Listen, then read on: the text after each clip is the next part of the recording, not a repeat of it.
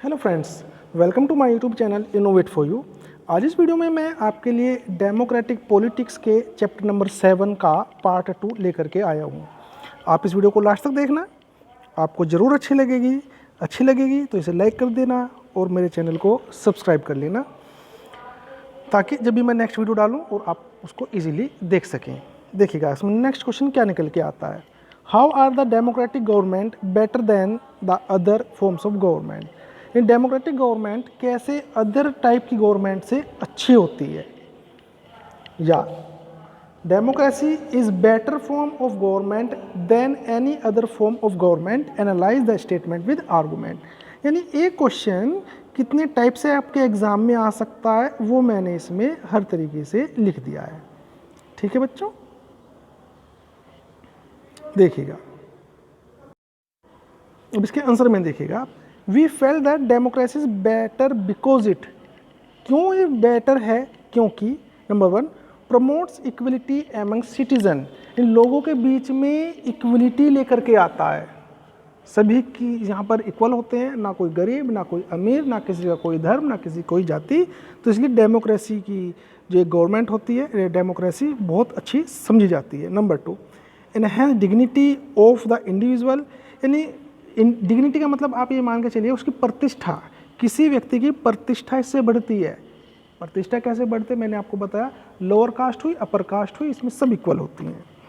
Number 3 improves the quality of decision making, decision making की quality इससे बढ़ती है, सुधार आता है उसमें। Provides a method to resolve conflicts, conflicts मतलब जो मतभेद होते हैं उनको सोल्व करने के, उनके समाधान के मेथड इसमें प्रोवाइड होते हैं, क्योंकि सिर्फ एक ही व्यक्ति इसमें डिसीजन मेकिंग नहीं करता, बहुत लोग एक साथ आते हैं और वो किसी निष्कर्ष पर पहुंचते हैं। Number 5 allow rooms to correct mistakes, जो मिस्टेक होती हैं उनको करेक्ट करने के लिए रूम अलाउ किया जाता है। रूम का मतलब उनके लिए एक तरीके से खाका तैयार किया जाता है, उनको सोल्व करने के लिए तरह तरह के मेथड अप्लाई किए जाते हैं। नंबर 6 द कंट्रीज विच है फॉर्मल कॉन्स्टिट्यूशन, यानी ऐसी कंट्री जिनके पास फॉर्मल कॉन्स्टिट्यूशन होते हैं। They hold election and form government, वे इलेक्शन करते हैं और गवर्नमेंट को बनाते हैं। They guarantee citizen rights of citizen, ये जो है डेमोक्रेसी लोगों को के अधिकार की गारंटी भी देता है। Democracy solve the social and political and economic problem of the country, in democracy solve करता है सामाजिक और राजनीतिक और आर्थिक समस्या की। देश में सामाजिक आर्थिक और राजनीतिक जो समस्याएं होती हैं डेमोक्रेसी उन सबको सोल्व भी कर देती है। तो ये था क्यों बेटर है डेमोक्रेटिक गवर्नमेंट। नेक्स्ट क्वेश्चन देख के आता है, what is mean by economic inequality. Economic inequality क्या होती है, यानी कि आर्थिक असमानता क्या है। देखते हैं answer. It refers to disparities in the distribution of income and asset, यानी कि ये सीधी सीधी बताता है इनकम और एसेट के बीच में जो डिस्पैरिटीज आ रही हैं, यानी कि असमानताएं जो आ रही हैं। होता क्या है कि कुछ एक लोग तो बहुत ज़्यादा अमीर होते जा रहे हैं और कुछ एक लोग बहुत ज़्यादा गरीब ही होते जा रहे हैं, तो इसे हम कह सकते हैं इकोनॉमिक इनइक्वलिटी। नेक्स्ट क्वेश्चन देखिएगा, in which area does democracy fail to achieve the same result in dictatorship, यानी कि किन किन एरियाज में जो डेमोक्रेसी है वो फेल हो जाती है डिक्टेटरशिप, यानी कि तानाशाही सरकार के मुताबिक यदि देखा जाए, यानी कि जहाँ पर तानाशाही होती है और जहाँ पर डेमोक्रेटिक गवर्नमेंट हो, दोनों के बीच में आप एक तरह से ये कह सकते हैं क्या अंतर है। आंसर देखिएगा, democracies do not appear to be very successful in reducing economic inequalities. देखिएगा डेमोक्रेटिक गवर्नमेंट में एक ये प्रॉब्लम हो जाती है कि यहाँ पर जो इकोनॉमिक इनइक्वलिटी है इसमें फेल रहती है इसको इक्वल करने में, ये इसकी समस्या है। हालांकि डिक्टेटरशिप में ऐसा नहीं होता। डिक्टेटरशिप में आप कंपैरिजन करेंगे, आपके एनसीईआरटी में है भी, तो वहाँ पर आप देखेंगे तो डिक्टेटरशिप जहाँ पर है वहाँ का जीडीपी रेट बहुत ज़्यादा है। नेक्स्ट क्वेश्चन देखिएगा, democracy stand much superior in promoting dignity and freedom of citizen, justify the statement. इसको आपको बताना है, देखते हैं इसका आंसर क्या होगा। या फिर क्वेश्चन कैसे पूछा जा सकता है आपसे, explain the condition under which dignity and freedom of citizen can be promoted, यानी कैसे प्रमोट किया जा सकता है किसी की डिग्निटी और फ्रीडम को। देखते हैं आंसर में। Democracy stand much superior in promoting dignity and freedom of citizens. कैसे? Number 1, every individual wants to receive the respect from fellow being, यानी कि हर एक व्यक्ति ये चाहता है कि समाज में उसके साथ वाले व्यक्ति उसका सम्मान करें, उसको सम्मान दें।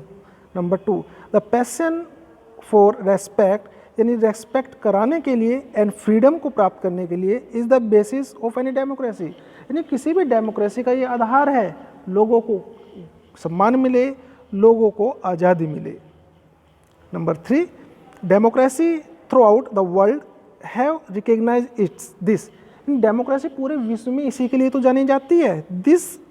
It has been achieved in various degrees in various democracies, और विश्व के सभी डेमोक्रेसीज में इसके लिए अलग अलग तरीके से प्रोविज़न किए गए हैं। Number 4, long struggles by women have got them respect and equal treatment, काफ़ी लंबे समय के बाद महिलाओं को रेस्पेक्ट और इक्वल ट्रीटमेंट के लिए उन्होंने संघर्ष किया, तब जाकर के उन्हें मिला डेमोक्रेसी में। In many democracy is women were deprived to their right to vote for a long time which they have achieve now, यानी कि बहुत सी डेमोक्रेसी में महिलाएं राइट टू वोट से वंचित थी, डिप्राइव थी बहुत लंबे समय तक, विच दे हैव अचीव नाउ, जो कि अब उन्हें प्राप्त हो गया। यानी कि महिलाओं को पहले वीमेन को वोट डालने का राइट से नहीं थे, लेकिन अब इनको राइट से मिल गई हैं। आपको क्लियरली समझ में आ गया होगा।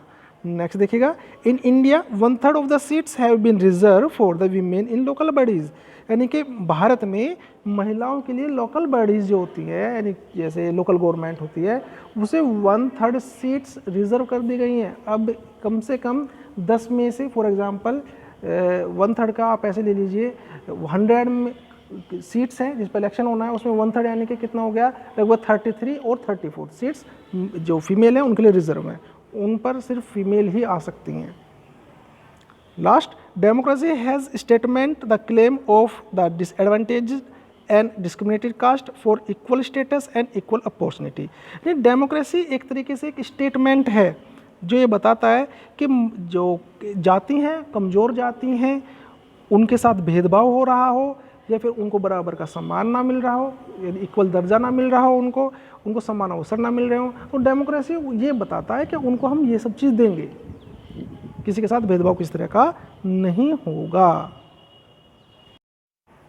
तो ऐसे हम कह सकते हैं कि dignity and freedom of the citizen can be promote कैसे हो सकती है इन डेमोक्रेसी।